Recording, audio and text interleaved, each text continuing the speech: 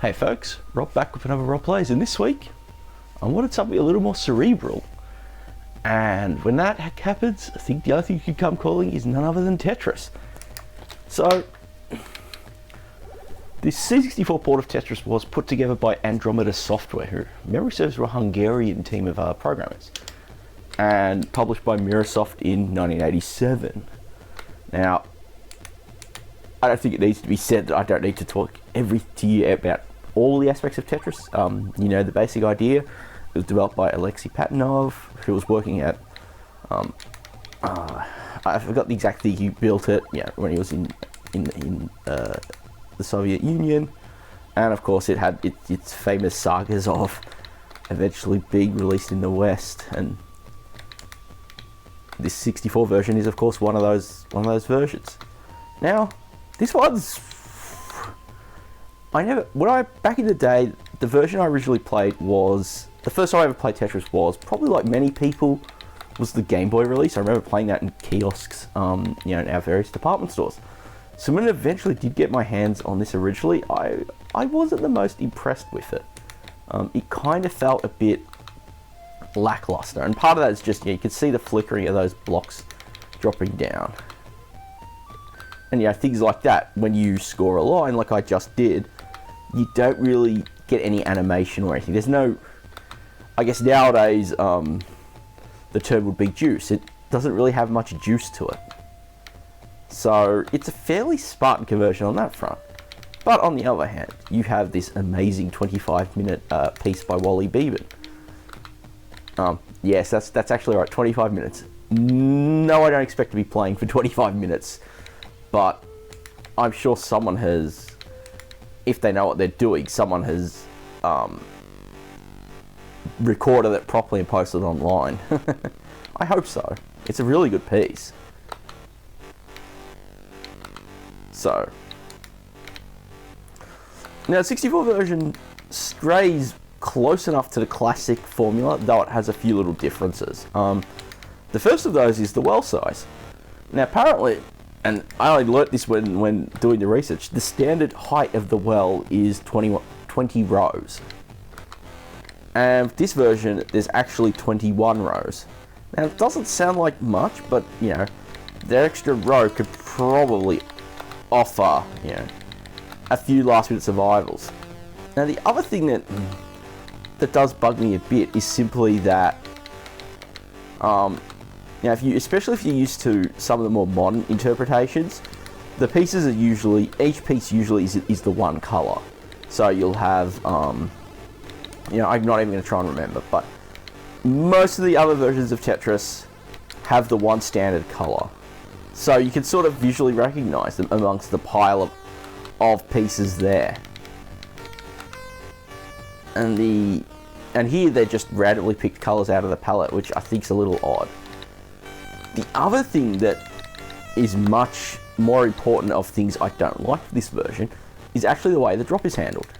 Now, I know there's a whole bunch of rules and there's like Tetris standards these days, but essentially here, again, because I grew up with the Game Boy one, playing that one a bit more, I'm used to the idea that holding down will speed up a block falling.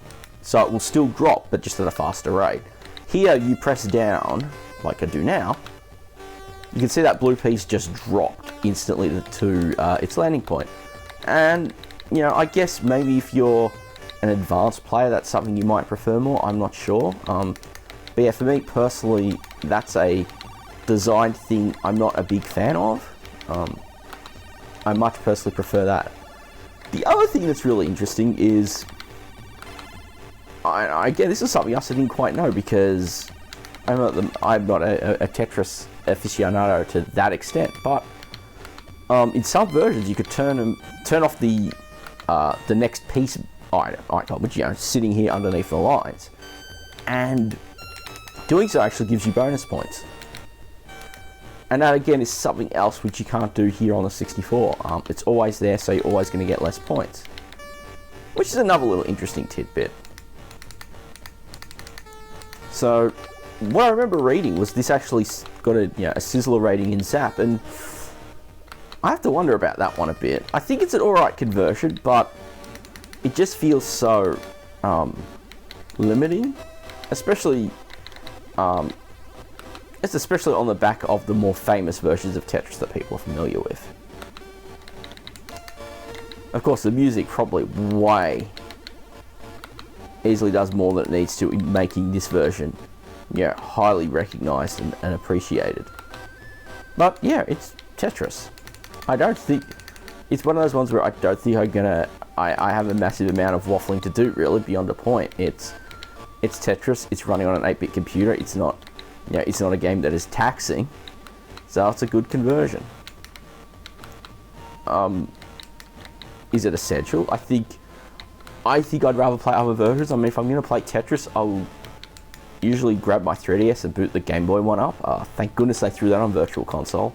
That's just, to me, that just feels like it's the version of Tetris for me, and I think a lot of people who'd be watching this channel would probably say the same thing. Let's go. Come on.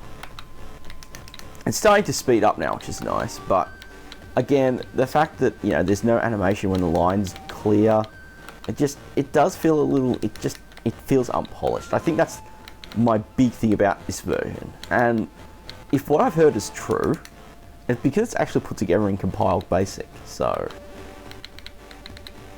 yeah, the C64's BASIC isn't the fastest version out of the block. So that's probably a damning thing in comparison to. Let's see how we go.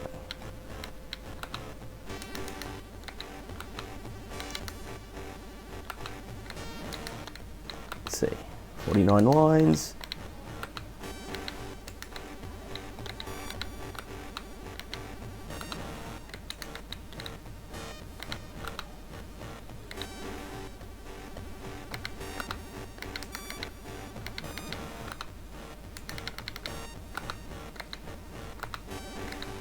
And now the speed is up, I'm starting to feel a little tense with just my play action, so I'll try and not get completely silent.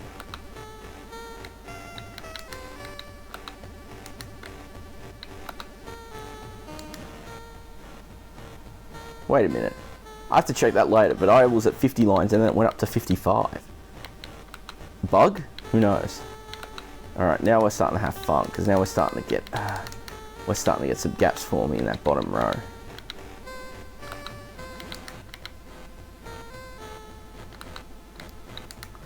You know, I'd end up laughing if a complete run of me playing this was half an hour long, so you end up hearing the music loop. That would be hilarious. But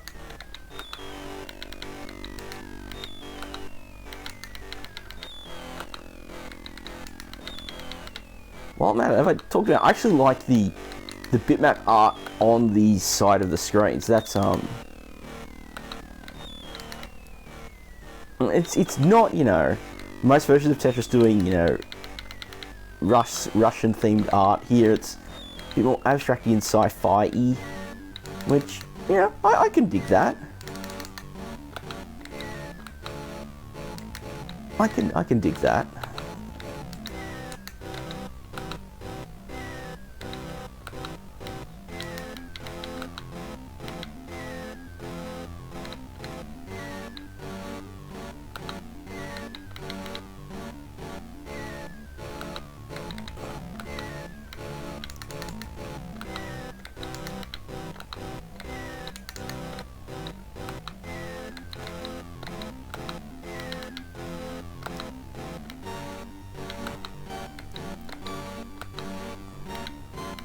Nice. Alright, let's listen.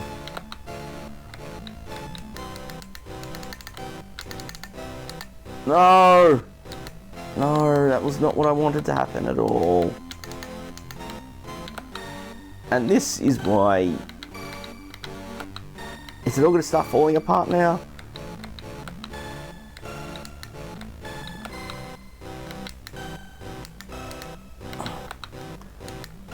That was a stupid sacrifice, but it got us another Tetris, so...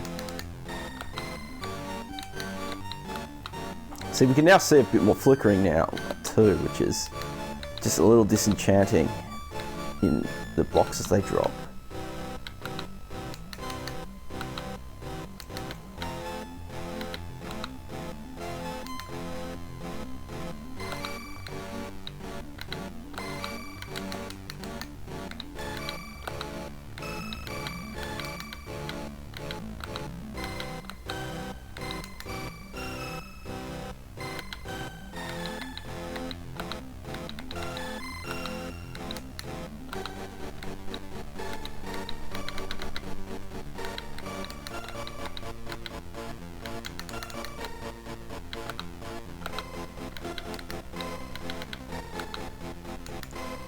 Ooh, now we're gonna start.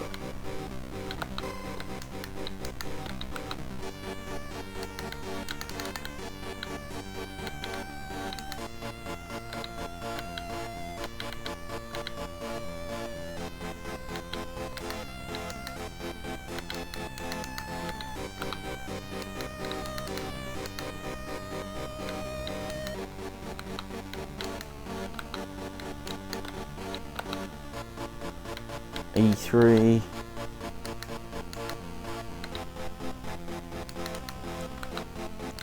Yeah, this is kind of the stage where I just want to let them drop and very rarely speed it up.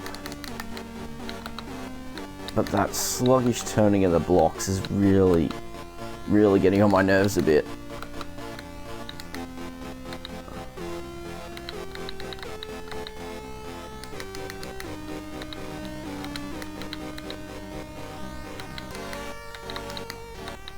Oh, that's a mistake. No, now it's starting to fall apart.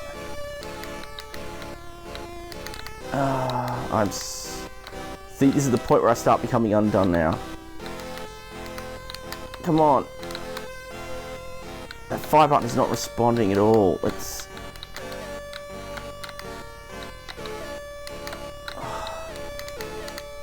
And I just... Yep, this is the point. Yep. I got 90 lines, which is actually pretty impressive. I haven't played... That is Tetris. I have to... 6 characters for a high score? Seriously? Disappointing. The conversion's alright though. It's just a little unpolished, a little rough. Balanced out by some amazing music and some nice supporting artwork. Like I said, it's not the go-to version of Tetris for me. I'd rather go play the Game Boy one. I think that's just the defining version for me. I've never liked... I feel the modern ones have tuned things and just made it not quite right. So with that, I don't think I've got much more to say. That's Tetris. Thanks again for watching. I hope you enjoyed it. Please do consider leaving a thumbs up and some comments. I mean, I don't know what the other home computer versions are like or any of the... and there's way too many versions to count. But you know, if there's another version that you thought was pretty darn brill, yeah, do leave a comment or something. Thanks again to all my subscribers, old and new, and everyone who keeps jumping on board. Thanks again for that. Yeah, it's always good to see more people come on to enjoy some retro computer classics. And with that, thanks again for watching, and I'll catch you next time.